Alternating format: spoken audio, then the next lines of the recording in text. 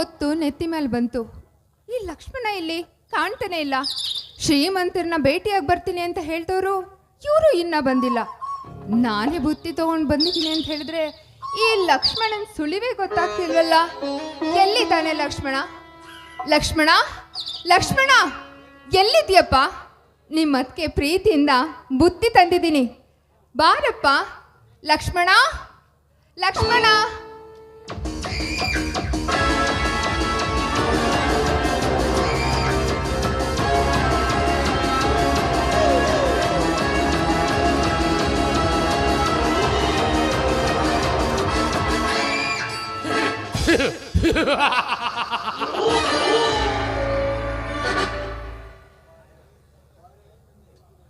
ಬಂದೆ ಬಂದೆ ನನ್ನ ಮುದ್ದಿನ ರಗಣಿ, ನಿನಗಾಗಿ ಓಡಿ ಓಡಿ ಬಂದೆ.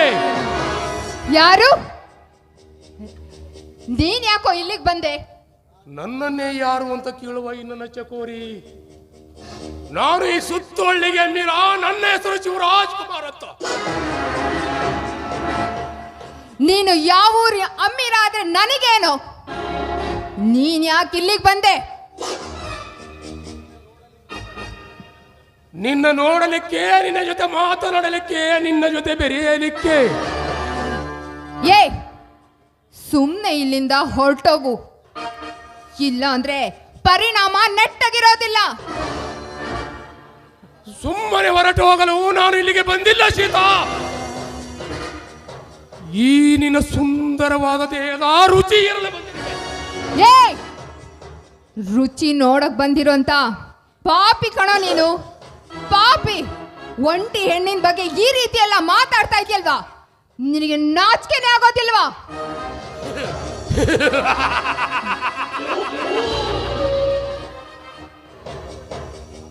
ನಾಚಿಕೆ ಪಡುವ ವಿಷಯ ಇದರಲ್ಲಿ ಏನಿದೆ ಸೀತಾ? ನೀನೊಂದು ಹೆಣ್ಣು, ನಾನೊಂದು ಗಂಡು. ಬಾರೇ ಅರಗಣಿ ಬಂದು. ನನಗ್ ಮದುವೆ ಆಗಿರೋ ವಿಷಯ ನಿನಗ್ ತಿಳಿದಿಲ್ವೇನೋ? ನನಗೆ ಗೊತ್ತು. ನೀನು ಯಾರು, ನೀನು ಇಲ್ಲಿಗೆ ಏಕೆ ಬಂದೆ ಅನ್ನೋ ನನಗೆ ಚೆನ್ನಾಗಿ ಗೊತ್ತು. ಸುಮ್ಮನೆ ಮಾತಿನಲ್ಲಿ ವೇಳೆ ಹಾಳು ಮಾಡದೆ ಈ ಮನ್ಮಥ ಶಿವರಾಜನ ತೋಳ ತೆಕ್ಕೆಯಲ್ಲಿ ಬಂದು ನೀನೊಬ್ಬ ನೀಚ ಕಣು. ಒಂದು ಹೆಣ್ಣಿನ ಬಗ್ಗೆ ಈ ರೀತಿ ಸಿಕ್ಕಾಗೆ ಮಾತಾಡ್ತಾ ಇದೆಯಲ್ಲ, ಪರಿಣಾಮ ನೆಟ್ಟಗಿರೋದಿಲ್ಲ. ಕಾಲ್ ತೆಗಿ.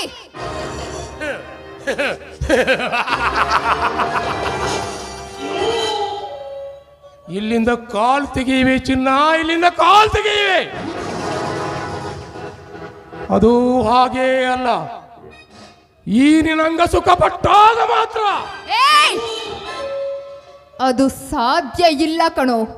ಈ ಜನ್ಮ ಅಲ್ಲ, 7 ಜನ್ಮದಲ್ಲೂ ಸಾಧ್ಯ ಇಲ್ಲ. ಹೆಣ್ಣು ಒಲಿದರೆ ನಾರಿ, ಮುನಿದರೆ ಮಾರಿ.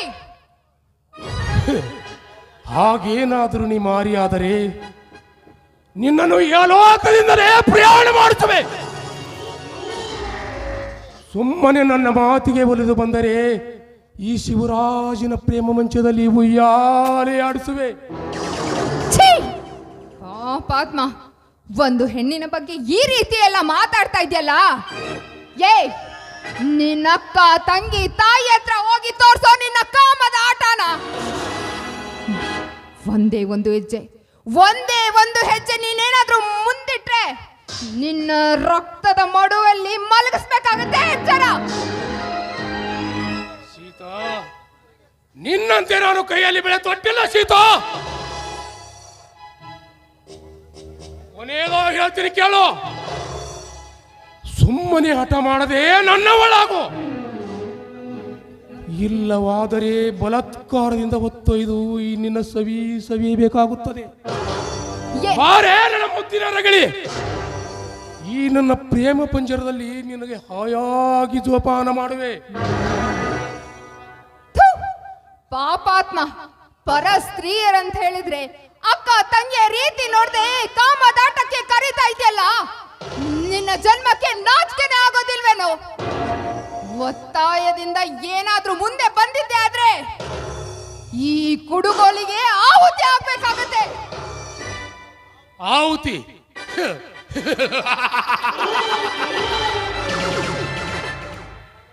ನನ್ನ ಪ್ರಾಣ ತೆಗೆಯಲು ನಿನ್ನಿಂದಲೂ ಸಾಧ್ಯವಿಲ್ಲ, ಆ ನಿಮ್ಮ ಅಪ್ಪನಿಂದಲೂ ಸಾಧ್ಯವಿಲ್ಲ. ಏಯ್! ಸಾಧ್ಯ ಇಲ್ಲ ಅಂತ ಯಾಕೋ ಗಂಟ್ಲು ಅರ್ಧೋಗೋ ತರ ಕಿರಿಸ್ತಾ ಇದ್ಯಾ? ಹೆಣ್ಣಿಗೆ ಸಾಧ್ಯ ಇಲ್ಲ ಅನ್ನೋ ಮಾತೇ ಇಲ್ಲ. ಹೆಣ್ಣು ಏನ್ ಬೇಕಾದ್ರೂ ತೋರಿಸ್ತಾಳೆ ಕಣೋ, ಸಾಧಿಸ್ತಾಳೆ. ಅಲ್ಲ, ಇಷ್ಟೆಲ್ಲ ಆಗ್ಲಿಲ್ಲ ಅಂದ್ರು 10 ಕರ್ದಾದ್ರು ನಿನ್ನ ಮಾನನ ತೆಗಿತೀನಿ. ಇಷ್ಟೆಲ್ಲ ಮಾತಾಡಿದ್ರು ನನಗೊಂದು ಅರ್ಥ ಆಗ್ಲಿಲ್ಲ. ನೀನು ಒಂದು ತಂದೆಯ ರಕ್ತಕ್ಕೆ ಹುಟ್ಟಿದವನಲ್ಲ. ನಿನ್ನ ವಂಶ ಪಾರಂಪರೆ ಹೀಗೆ ಬಂದಿರ್ಬೇಕು ಅನ್ನಿಸ್ತಾ ಇದೆ. ಸೀತಾ, ನೀನು ಏನ್ ಬೇಕಾದ್ರೂ ಮಾತನಾಡು ಸೀತಾ, ಏನ್ ಬೇಕಾದ್ರೂ ಮಾತನಾಡು. ನೀನು ಮಾತನಾಡುವ ಮಾತು ಒಂದೊಂದು ಹೂವಿನ ಹಾಗೆ ಗಮಗಮಿಸಿ ಚುಂಬನ ಕೊಟ್ಟಂತೆ ಆಗುತ್ತಿದೆ. ನೀನು ನನ್ನ ಮಾತಿಗೆ ಬರೆದು ಬರೀ 5 ನಿಮಿಷ ನನ್ನವಳಾದ್ರೆ ನಿನ್ನನ್ನು ನನ್ನ ಬಂಗಾರದ ಪಲ್ಲಕ್ಕಿಯಲ್ಲಿ ಹೊತ್ತು ನನ್ನ ಮನೆಯ ದೇವರ ಧರ್ಮ ದೇವತೆ ಅಂತ ನಿನಗೆ ಸಾಯುವವರೆಗೆ ಪೂಜಿಸುವೆ.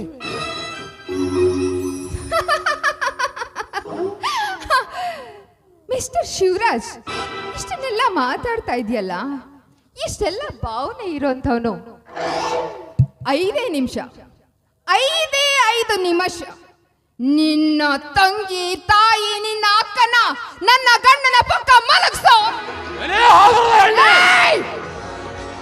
ಇಲ್ಲಿವರೆಗೆ ಸುಮ್ಮನಿದ್ದೆ, ಯಾರು ತಪ್ಪಾಯಿತು. ಏನಾದರೂ ಹೇಳಿ ಶಿವರಾಜನಿಗೆ ಎದುರಿಸಿವ್ಯಾ?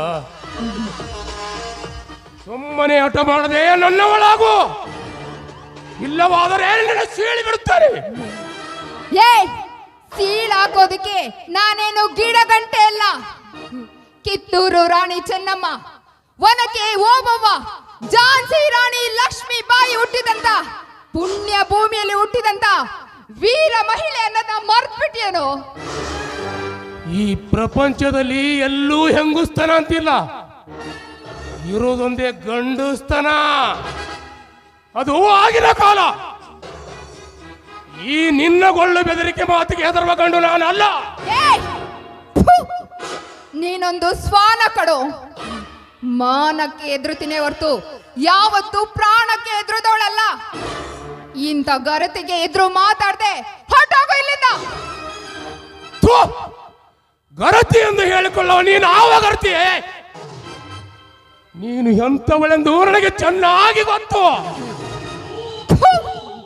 ನೀನೊಬ್ಬ ಹೊಲಸು ಜಾತಿಯ ಹಂದಿ ಕಣೋ. ಯಾಕೆ ಯಾಕೆ ಈ ರೀತಿ ನಾಯಾಗೆ ಬೋಗ್ಳುತ್ತಾ ಇದ್ಯಾ? ಒಂದು ಹೆಣ್ಣಿನ ಬಗ್ಗೆ ಈ ರೀತಿ ಹೀನಾಯವಾಗಿ ಮಾತನಾಡ್ತಾ ಇದೆಯಲ್ಲ. ನಿನ್ನ ರುಂಡ ಚೆಂಡಾಡ್ಬೇಕಾದ್ರೆ ನಾನೇ ರಣಕಾಳಿಯಾಗಿ ನಿನ್ನ ರುಂಡನ ಚೆಂಡಾಡ್ತೇನೆ.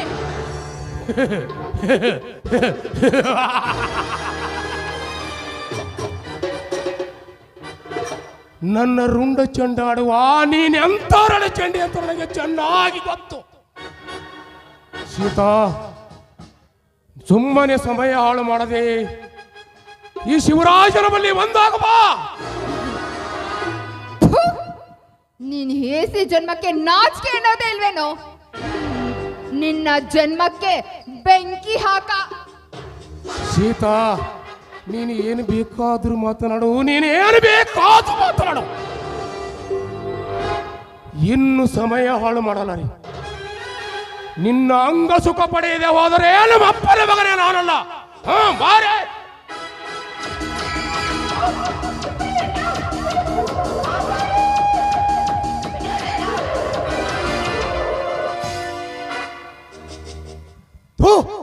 ಪಾಪಿ ನನ್ನ ಮಗನೇ, ಒಂದು ಪವಿತ್ರವಾದ ಹೆಣ್ಣನ್ನು ಕೆಣಕುವ ನೀನ್ಯಾವ ಗಂಡಸೋ?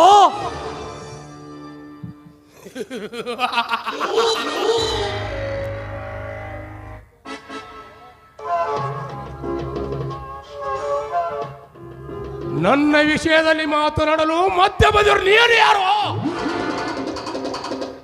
ಈ ನನ್ನ ಪವಿತ್ರ ಮಾತೆಯ ಮಗ ನಿಮ್ಮಂತ ಸೊಕ್ಕಿನ ಕಾಮುಕರ ಸೊಕ್ಕನ್ನು ಮುರಿಯಲು ಸಿದ್ಧನಾಗಿ ಬಂದಿರುವ ನಿನ್ನ ಪಾಲಿನ ಯಮರಾಜ. ಲಕ್ಷ್ಮಣ, ಇಂಥವ್ರು ಬದುಕಿರ್ಬಾರ್ದು ಈ ಭೂಮಿ ಮೇಲೆ. ಇವನನ್ನ ಮಾತ್ರ ಸುಮ್ಮನೆ ಬಿಡ್ಬೇಡ. ಅತ್ತಿಗೆಮ್ಮ, ನಿಮ್ಮನ್ನು ಬಲಾತ್ಕಾರ ಮಾಡಲು ಬಂದ ಈ ಪಾಪಿ ನನ್ನ ಮಗನು ಏನು ಮಾಡಲು ಹೇಳೊತ್ತಿಗೆ ಹೇಳು. ಇವನ ರುಂಡವನ್ನು ಮುಂಡದಿಂದ ಬೇರ್ಪಡಿಸಲು ಇಲ್ಲ ಇಲ್ಲೇ ಸುಟ್ಟು ಹಾಕಲು. ಏನು ಮಾಡಲು ಹೇಳೊತ್ತಿಗೆ ಹೇಳು. ಹೋಗ್ಲಿ ಬಿಡಪ್ಪ. ನೋಡು, ಇನ್ ಮುಂದೆನಾದ್ರೂ ಒಳ್ಳೆ ಬುದ್ಧಿ ಕಲ್ತ್ಕೊಳ್ತೀನಿ ಅಂದ್ರೆ ಇವನನ್ನ ಕ್ಷಮಿಸ್ಬಿಡು. ಕೇಳಿದೇನೋ ನನ್ನ ತಾಯಿ ಆಡುವ ಮಾತನ್ನು. ನನ್ನ ಅತ್ತಿಗೆ ನಿನ್ನನ್ನು ಕ್ಷಮಾದಾನ ಮಾಡು ಅಂತ ಹೇಳಿದಾಳೆ. ಅಂದ ಮೇಲೆ ನಿನ್ನನ್ನು ಜೀವದಾನ ಮಾಡ್ತೀನಿ. ಹೋಗು ಮಗನ, ಹೋಗು. ಈ ನನ್ನ ತಾಯಿ ಆಶೀರ್ವಾದದಿಂದ ನೀನು ಬದುಕುಳಿದಿ. ಓಯ್ ಕ್ಯಾಟ್ಬೆರೀಸ್, ಈ ಆನೆ ನಡೆದುದ್ದೇ ದಾರಿ. ತಾಕತ್ತಿದ್ರೆ ಕಟ್ಟಾಕೋ.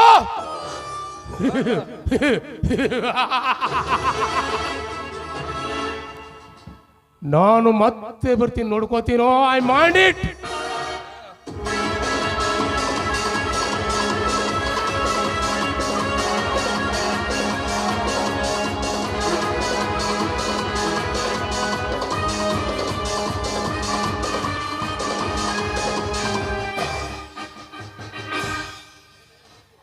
ಹೆಣ್ಣು ಮಕ್ಕಳು ಇಟ್ಟುಕೊಳ್ಳುವ ಅರಿಶಿಣ ಕುಂಕುಮನ ನಮ್ಮ ಕರ್ನಾಟಕದ ಬಾವುಟ ಮಾಡಿ ಬದುಕ್ತಾರ. ನಾವು ಬಾವುಟ ಮುಟ್ಟಿದ್ರೆ ಬಿಡಲ್ಲ, ಇನ್ನು ಹೆಣ್ಣು ಮಕ್ಕಳು ಮುಟ್ಟಿದ್ರೆ ಬಿಡ್ತೀವ? ಅತ್ತಿಗೆಮ್ಮ, ಅಪ್ಪ, ನೀವೇಕೆ ಇಂಥ ಸಮಯದಲ್ಲಿ ಒಬ್ಬಳೆ ಬರಲು ಹೋದ್ರಿ? ಅಲ್ಲಪ್ಪ, ಹೊಲಕ್ಕೆ ಹೋಗ್ತೀನಿ ಅಂದ್ಬಿಟ್ಟು ಬಂದವನು ನೀನು ಬರಲಿಲ್ಲ. ಆ ಶ್ರೀಮಂತರನ್ನ ಭೇಟಿಯಾಗಿ ಬರ್ತೀನಿ ಅಂತ ಹೇಳಿದ್ ನಿಮ್ಮಣ್ಣ ಮನೆಗೆ ಬರಲಿಲ್ಲ. ಅದಕ್ಕೆ ನಾನು ಬುತ್ತಿ ತಗೊಂಡೆ. ಅಷ್ಟರಲ್ಲಿ ಇಂಥ ದುರಂತ ನಡೀತು. ದಯವಿಟ್ಟು ಈ ವಿಷಯ ನಿಮ್ಮ ಅಣ್ಣಂಗೆ ತಿಳಿಬಾರ್ದಪ್ಪ. ನಿನ್ನ ನಾಳೆಗೂ ಹೊತ್ತಿಗೆ ಇಲ್ಲಿ ನಡೆದ ವಿಷಯನೂ ನಾನು ಅಣ್ಣನ ಮುಂದೆ ಹೇಳುವುದಿಲ್ಲ. ಹಾಂ, ನಡೆಯತ್ತಿಗೆ ಬೇಗ ಮನೆಗೆ ಹೋಗೋಣ. ಬಾರಪ್ಪ.